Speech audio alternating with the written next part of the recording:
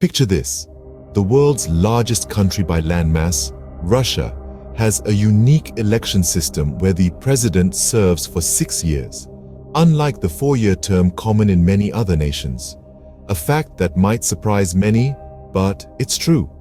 Russia's election system stands out for its 6-year presidential term, a feature that is not common on the global stage. Now, as we speak, Russia is gearing up for the upcoming 2024 presidential election.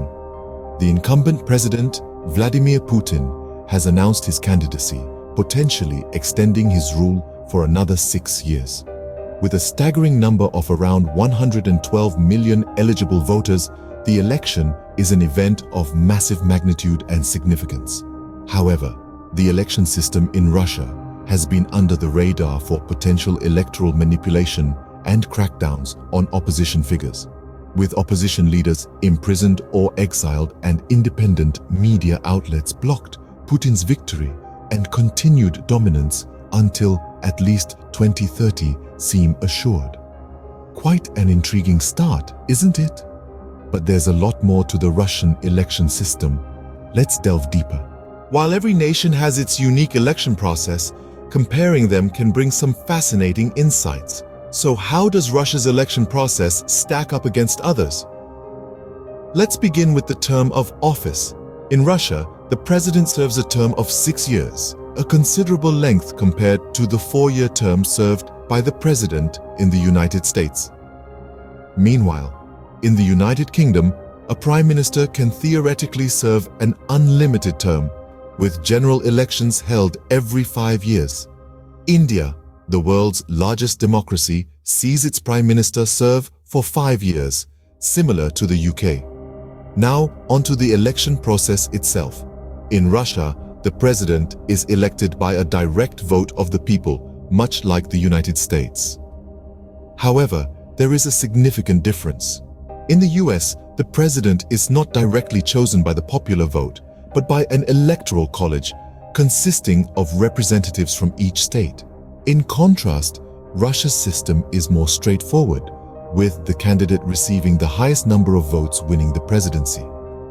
The United Kingdom operates under a parliamentary system where the prime minister is not directly elected by the people. Instead, the leader of the political party that wins the most seats in the House of Commons becomes the prime minister. This approach is echoed in India, where the leader of the majority party or coalition in the Lok Sabha, the lower house of parliament, becomes the prime minister.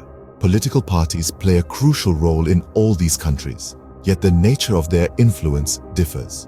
In Russia, while multiple parties exist, the dominance of United Russia, the party of President Putin, is clear. Opposition parties often face significant challenges, and critics argue that this stifles political competition.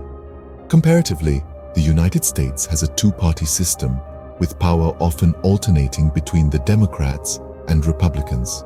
The United Kingdom and India, on the other hand, have multi-party systems, providing a broader political spectrum. However, in both countries, a few major parties tend to dominate the political landscape. Interestingly, while Russia's election process may appear more straightforward, it has faced scrutiny for lack of transparency and suppression of opposition. In contrast, the US, UK, and India, despite their complexities and challenges, are often lauded for their robust democratic processes. As we see, the election process can vary significantly across countries, each shaped by its unique historical, political, and social contexts. Now that we have drawn some comparisons, it's time to take a closer look at the Russian election process itself. The Russian election process, like any other, begins with the Central Election Commission, or CEC. The CEC is responsible for ensuring the smooth conduct of elections and referendums.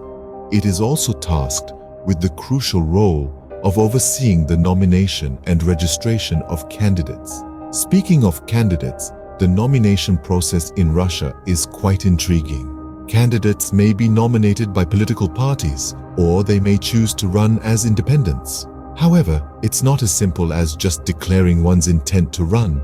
candidates must collect a certain number of signatures from supporters to be eligible. For independent presidential candidates, this number is as high as 300,000. For candidates representing a party not currently in the Duma, Russia's parliament, the requirement is 100,000 signatures.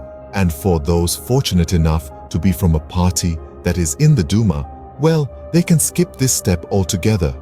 Once candidates have jumped through the hoops of nomination and registration, the campaigning begins. In this phase, candidates are given equal airtime on state television and radio to present their platforms. However, the campaigning landscape often skews in favor of the incumbents, given their established media presence and political influence. Now, let's dive into the heart of the process, the voting. Russian citizens who are at least 18 years old on election day are eligible to vote. The voting usually takes place over several days, with the main voting day being a non-working day to encourage participation. Voters can cast their ballots at polling stations through early voting or by mail-in ballots. The election is monitored by both domestic and international observers to ensure fairness and transparency.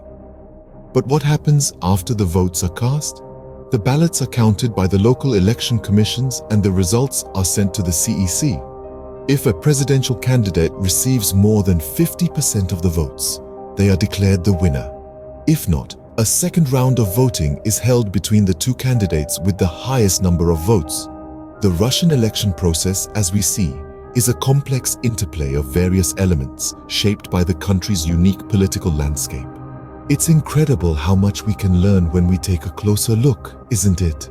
The Russian electoral process, while unique, is a vital part of the global political landscape. Understanding it better allows us to appreciate the complexities and intricacies of global politics. Think about your own country's election process. How does it compare to what we've learned about Russia's? Are there similarities or perhaps stark differences that stand out? This isn't just about comparing notes. It's about understanding the diversity of democratic processes around the world. And then there's the power of conversation. Every dialogue, every exchange of ideas helps us grow, doesn't it? Whether it's a lively discussion with your friends or a thoughtful comment you leave here, each word contributes to a larger conversation about the world we live in. Consider the people in your life who might find this intriguing. Maybe they're political science enthusiasts, or perhaps they're just curious about the world. Share this video with them. Not only will you be sparking their interest, but you'll also be inviting them to participate in this global conversation. And let's not forget, every shared piece of information contributes to a more informed world, a world where we can make better decisions because we understand the contexts and nuances of global affairs. It's like casting a vote, isn't it? Every time you share knowledge, you're voting for a more educated world. We would love to hear your thoughts on this. So do share your comments below and don't forget to share this video with others. Remember, the conversation is just beginning.